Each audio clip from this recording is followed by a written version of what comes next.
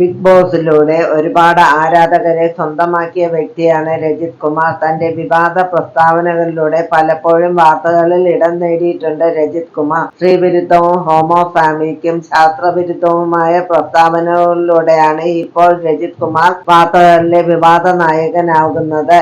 എന്നാൽ തന്റെ ഇത്തരം പ്രസ്താവനകളിലൂടെ ആരാധക കൂട്ടത്തെയും അദ്ദേഹം സ്വന്തമാക്കിയിട്ടുണ്ട്. ഇപ്പോഴിതാ കുട്ടിയുടെ ജനനത്തെയും ജെൻഡറിനെയും ലൈംഗികതയെയും കുറിച്ചുള്ള ശാസ്ത്രവിരുദ്ധ പ്രസ്താവനയുമായി എത്തിയിരിക്കുകയാണ് രജിത് കുമാർ. ബിഗ് ബോസ് മത്സരാർത്ഥിയെക്കുറിച്ചും രജിത് കുമാർ സംസാരിക്കുന്നുണ്ട്. കൗമുദി മൂവീസിന് നൽകിയ അഭിമുഖത്തിലായിരുന്നു രജിത് കുമാറിന്റെ പ്രതികരണം. ആത്മാവിന്റെ ഗുണനിലവാരം അനുസരിച്ച് ഗർഭപാത്രത്തെ തെരഞ്ഞെടുക്കും. ഗർഭപാത്രമുള്ള വ്യക്തിയുടെ ക്വാളിറ്റി അനുസരിച്ചുള്ള ഊർജമായിരിക്കും കുഞ്ഞിലേക്ക് പ്രവേശിക്കുക. ക്വാളിറ്റി എന്നത് പ്രധാനമാണ്. നമ്മുടെ ആന്തരികമായ ക്വാളിറ്റിയും അകത്തേക്ക് പ്രവേശിക്കുന്ന ഊർജത്തിന്റെ ക്വാളിറ്റിയും അത് നല്ലതായിരിക്കണമെങ്കിൽ നമ്മുടെ ചിന്തകളും പ്രവൃത്തികളും ക്വാളിറ്റി ഉള്ളതായിരിക്കണം. ഇല്ലെങ്കിൽ മക്കൾക്ക് ജന്മം നൽകാനേ മാതാപിതാക്കൾക്ക് സാധിക്കൂ എന്നാണ് രജിത് കുമാർ പറയുന്നത്.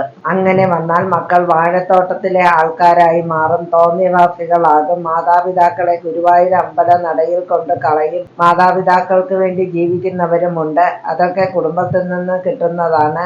ആദ്യ പാഠങ്ങൾ കുടുംബത്തിൽ നിന്നുമാണ് കിട്ടേണ്ടതെന്നാണ് രജിത് കുമാർ പറയുന്നത്. പിന്നാലെയാണ് ബിഗ് ബോസ് താരത്തെ കുറിച്ചുള്ള പരാമർശം. പെൺകുട്ടിയുടെ ഒരു പാരന്റ് പറഞ്ഞത് അവൾക്ക് ചെറുപ്പത്തിലെ നിക്കർ വാങ്ങി കൊടുത്തു, നിക്കർ ധരിപ്പിച്ച് ശീലിപ്പിച്ചു എന്നാണ്. വലുതായപ്പോ പാവാടയും ബ്ലൗസും വാങ്ങി കൊടുത്തുവെങ്കിലും കൊച്ചിന് നിക്കർ മതി. ജനിച്ച കൊച്ചല്ല നിക്കർ വേണമെന്ന് പറഞ്ഞത്. അവർക്ക് ഷോർട്സ് വാങ്ങി കൊടുത്തു വളർത്തിയത് മാതാപിതാക്കളാണ്.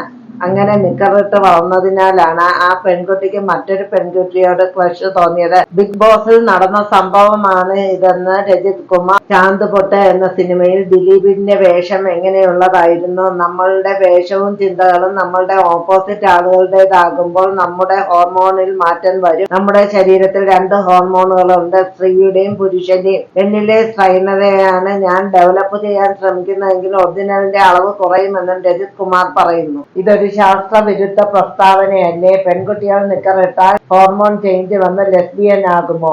ആദ്യ മനുഷ്യർ ആൺ പെൺ വ്യത്യാസമില്ലാതെ വസ്ത്രം ധരിക്കാതെയാണ് നടന്നിരുന്നത്. പിന്നീട് അവർ ഇലകൾ കൊണ്ട് നാണം മറച്ചു.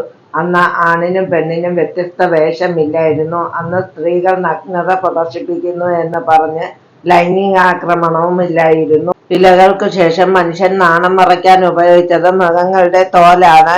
അതവർ നാണം മറയ്ക്കേണ്ട ഭാഗങ്ങളിൽ മാത്രമാണ് അല്പവസ്ത്രമായി ഉപയോഗിച്ചിരുന്നത്. ശരിക്കും പറഞ്ഞാൽ ആദ്യത്തെ ബ്രായും പാന്റിയും അടങ്ങിയ സ്വിമ്മിംഗ് സൂട്ട്. അല്ലാതെ രജിത് കുമാർ പറഞ്ഞതുപോലെ പെൺകുട്ടികൾക്ക് ആദ്യം പർദ്ദയും ആൺകുട്ടികൾക്ക് ബർമുടയും ഒന്നുമല്ല കണ്ടുപിടിച്ചത്. പിന്നീട് ആരാണാവോ വസ്ത്രം കണ്ടുപിടിച്ചത്. മരിച്ചു മണ്ണടിഞ്ഞാലും അവരോട് ഒരു ചോദ്യം മനസ്സിലുണ്ട്. എന്തിനാണ് വസ്ത്രം കണ്ടുപിടിച്ച് പരസ്പരം തല്ലുകൂടുന്ന അവസ്ഥയിൽ സ്ത്രീ പുരുഷന്മാരെ എത്തിച്ചത്? അവർ പഴയതുപോലെ വിഭസ്തരായി തല്ലുകൂടാതെ നടക്കില്ലായിരുന്നു. എല്ലാ ജീവജാലങ്ങളെയും സൃഷ്ടിച്ച സൃഷ്ടാവ് ആണിനും പെണ്ണിനും വ്യത്യസ്ത വേഷങ്ങൾ പറഞ്ഞിട്ടില്ല.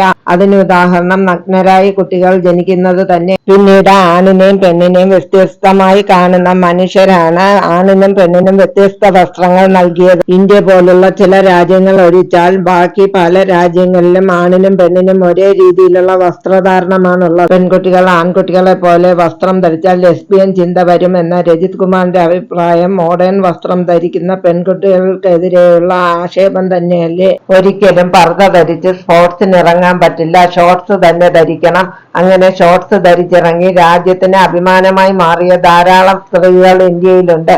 ഉദാഹരണം PT ഉഷയെ പോലുള്ളവ. അവർ ട്രാക്കിലേക്ക് ഇറങ്ങുമ്പോൾ അവരെ ലൈംഗിക ചുവയോടെ കണ്ടാൽ അത് ആണുങ്ങളുടെ ഗതിവൈകൃതം മാത്രമാണ്. ബർമുട ധരിച്ചാൽ പെൺകുട്ടികൾക്ക് പെൺകുട്ടികളോട് ലൈംഗികാകർഷണം തോന്നുമെന്ന് പറയുന്നത് ശുദ്ധ അസംബന്ധം. അതൊക്കെ ആൺകുട്ടികളുടെ ഹോർമോൺ കൂടുതലായി കണ്ടുവരുന്ന പെൺകുട്ടികൾക്ക് ഉണ്ടാകുന്ന മാനസിക തോന്നൽ മാത്രമാണ്. അത് അവരുടെ ദയനീയ അവസ്ഥയാണ്. പെൺകുട്ടി ആൺകുട്ടി എന്ന ആദ്യത്തെ വേർതിരിവ് അവരുടെ വസ്ത്രധാരണത്തിൽ നിന്ന് തുടങ്ങുന്നു. പെൺകുട്ടികൾ അവർക്ക് ഇഷ്ടമുള്ള വസ്ത്രം ധരിക്കട്ടെ.